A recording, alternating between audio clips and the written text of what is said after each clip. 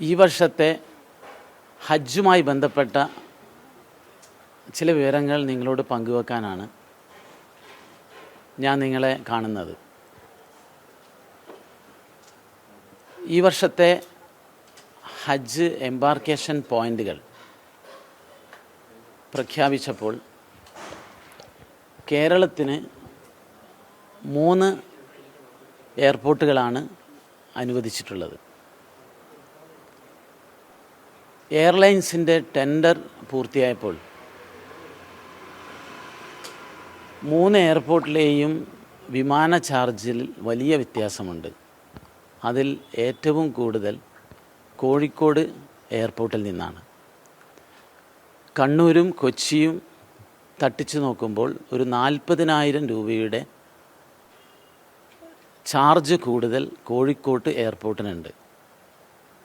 കോഴിക്കോട്ട് നിന്നും ഹജ്ജിന് പോകുന്ന തീർത്ഥാടകരിൽ 3000 ആളുകൾ സാമ്പത്തിക പ്രയാസങ്ങളെല്ലാം പറഞ്ഞുകൊണ്ട് അവർക്ക് കോഴിക്കോട് നിന്ന് കണ്ണൂരിലേക്ക് മാറ്റി തരണമെന്നുള്ള ശക്തമായ ആവശ്യം ഹജ്ജ് കമ്മിറ്റിയുടെ മുമ്പിലും കേന്ദ്ര മൈനോറിറ്റി വകുപ്പിൻ്റെ മുമ്പിലും വന്നു. ഈ വിഷയം ഞങ്ങൾ ചർച്ച ചെയ്തു. ബഹുമാനപ്പെട്ട മന്ത്രി കിരൺ റിജിജുവും ഹജ്ജ് കമ്മിറ്റി ചെയർമാനും ഒഫീഷ്യൽസും എയർ ഇന്ത്യയുമായി ചർച്ച ചെയ്തതിൻ്റെ അടിസ്ഥാനത്തിൽ ചെറിയൊരു ആശ്വാസം കിട്ടിയിരിക്കുകയാണ്. വലിയൊരു ആശ്വാസമല്ല. അവർ പറയുന്നത് നമുക്ക് ഇത് സ്പെഷ്യൽ എയർക്രാഫ്റ്റുകളൊക്കെ തയ്യാറായി കഴിഞ്ഞു, അതുകൊണ്ട് ഈ ചാർജിൽ വ്യത്യാസം വരുത്താൻ ബുദ്ധിമുട്ടുണ്ട് എന്നാണ് അവർ പറയുന്നത്. അവസാനം ഗവൺമെൻറ്റിൻ്റെ നിർബന്ധത്തിന് വഴങ്ങിക്കൊണ്ട് കോഴിക്കോട്ട് നിന്നും 516 തീർത്ഥാടകരെ കണ്ണൂരിലേക്ക് മാറ്റാൻ തീരുമാനിച്ചിരിക്കുകയാണ്. ഏകദേശം 3 എയർക്രാഫ്റ്റ് വരും. 516 ആളുകൾ എന്ന് പറയുമ്പോൾ ഞങ്ങളുടെ മുമ്പിലുള്ള ബുദ്ധിമുട്ട് 3000-ഓളം തീർത്ഥാടകർ എയർപോർട്ട് മാറ്റണമെന്നുള്ള അപേക്ഷ തന്നിട്ടുണ്ട്. ഏതായാലും കൂടുതൽ അപേക്ഷ വരികയാണെങ്കിൽ സാധാരണ നമ്മൾ തീർത്ഥാടകരെ തിരഞ്ഞെടുക്കുന്നത് പോലെ നറുക്കെടുപ്പിലൂടെ തിരഞ്ഞെടുക്കേണ്ടി വരും എന്നുള്ള ഒരു കാര്യമാണ് എനിക്ക് അറിയിക്കാനുള്ളത്. കോഴിക്കോട്ട് നിന്ന് 516 തീർത്ഥാടകരെ കണ്ണൂരിലേക്ക് മാറ്റാൻ സാധിക്കും. കണ്ണൂരിൽ നിന്ന് കൂടുതൽ ഹാജിമാർ, കണ്ണൂർ എയർപോർട്ടിൽ നിന്ന് കൂടുതൽ ഹാജിമാർ ഇക്കുറി ഹജ്ജിന് പുറപ്പെടും എന്നാണ് ഞാൻ പ്രതീക്ഷിക്കുന്നത്.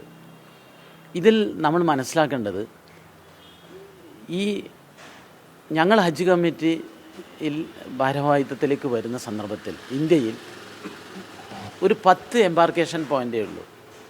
അപ്പോൾ പല ഭാഗത്തുനിന്നും തീർത്ഥാടകർ പറഞ്ഞു ഞങ്ങളുടെ തൊട്ടടുത്തുള്ള എയർപോർട്ടിൽ നിന്ന് പോകാൻ ഞങ്ങൾക്ക് ഒരു അവസരം തരണം.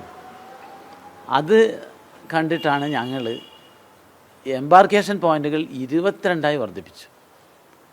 പക്ഷേ ഇപ്പോൾ എന്താ സംഭവിച്ചതെന്ന് വെച്ചാൽ പല കൊച്ചു കൊച്ചു എയർപോർട്ടിലെയും ഫ്ലൈറ്റ് ചാർജ് തമ്മിൽ വലിയ വ്യത്യാസമുണ്ട്. ഗയ എന്ന് പറയുന്ന എയർപോർട്ടിൽ നിന്ന് ഹജ്ജിന് പോകണമെങ്കിൽ 1,55,000 രൂപ വേണം. എന്നാൽ മുംബൈയിൽ നിന്ന് ഹജ്ജിന് പോകാൻ 76,000 രൂപ വേണ്ടു. കണ്ണൂരിനും കൊച്ചിയേക്കാളും കുറവാണ്. ഇതെന്തുകൊണ്ട് സംഭവിക്കുന്നു എന്ന് ഞങ്ങൾ പഠിച്ചപ്പോൾ വലിയ വിമാന കമ്പനികൾ ഈ ഗ്ലോബൽ ടെൻഡറിൽ പങ്കെടുക്കും. അവർ കൂടുതൽ തീർത്ഥാടകരുള്ള ബോംബെയിൽ നിന്നും കഴിഞ്ഞ വർഷം 35,000 ആളും പോയിരുന്നു. അപ്പോൾ കൂടുതൽ വോള്യം ബിസിനസ് കിട്ടുമ്പോൾ അവർ റേറ്റ് കുറച്ചിട്ടാണ് പങ്കെടുക്കുന്നത്. താരതമ്യേന ഇപ്പോൾ ഗയ അല്ലെങ്കിൽ ഭോപ്പാൽ $1,500-1,700 അവിടുത്തെ റേറ്റ്. കണ്ണൂരിലുള്ളത് $1,020.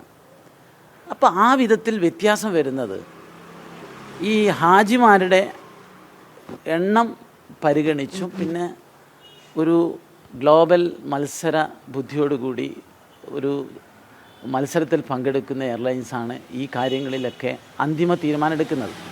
നമുക്കറിയാം ഏത് ടെൻഡറിലും ലോവസ്റ്റായിട്ട് വരുന്നവരെ മാത്രമേ നമുക്ക് പരിഗണിക്കാൻ സാധിക്കുകയുള്ളൂ.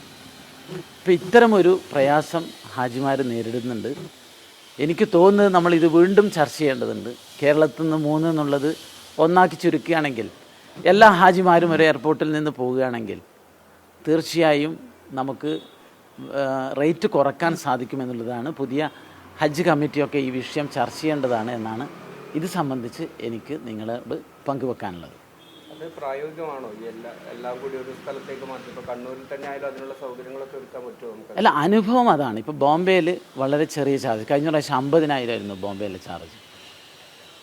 അന്ന് ഇവിടെ എനിക്ക് തോന്നുന്നത് കണ്ണൂർ 80,000 ചാർജ്, 30,000 രൂപേൻ്റെ വ്യത്യാസമുണ്ട്.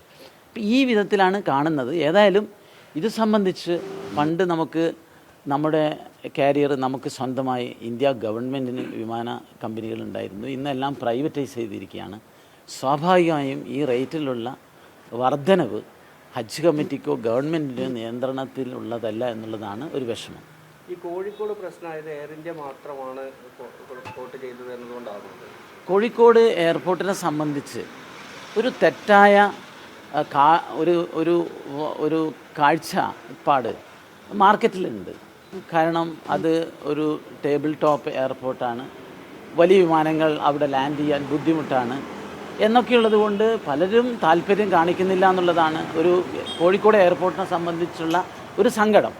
പക്ഷേ എയർപോർട്ട് ഇപ്പോൾ സെൻട്രൽ ഗവൺമെൻറ്റൊക്കെ താല്പര്യമെടുത്ത് അവിടുത്തെ റൺവേ വൈഡൻ ചെയ്യുന്ന വർക്ക് ദ്രുതഗതിയിൽ നടക്കുന്നുണ്ട്.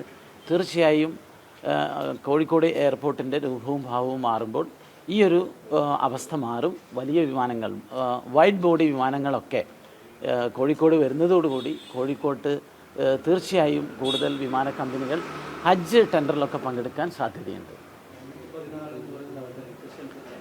അല്ല, 3000-ഓളം റിക്വസ്റ്റ് നമ്മുടെ മുമ്പിലുണ്ട്. പക്ഷേ എയർ ഇന്ത്യ സമ്മതിച്ചത് ഈ 3 എയർക്രാഫ്റ്റുകൾ ഇങ്ങോട്ടേക്ക് മാറ്റാം. കാരണം കോഴിക്കോടും കണ്ണൂരും രണ്ടും എയർ ഇന്ത്യയാണ് ടെൻഡറിൽ.